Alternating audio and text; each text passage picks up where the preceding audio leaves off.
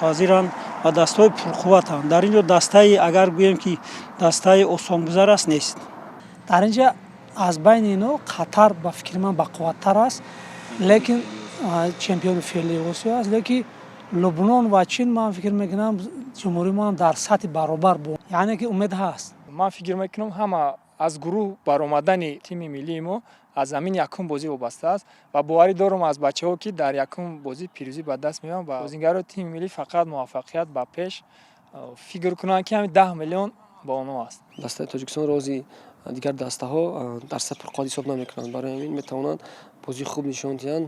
Тими миллии Қатар ҳам на он қадар тими бақувват аст ки ҷоми Осиёро гирад. Не ки чӣ хеле ки дидем тайёрии хуб диданд, бозии хуб нишон доданд, соҳиби ҷом шуданд.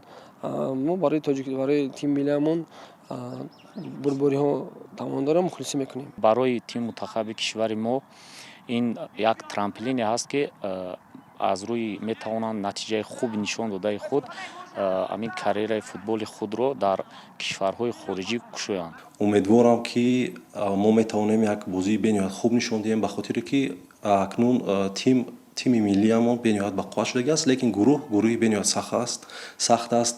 Соҳибони майдон Қатар, Чин, Лубнон бениҳоят тимҳои сахт ҳастанд ва ман умед дорам ки тими мо ба қавле бо сари баланд аз гурӯҳ мебарояд.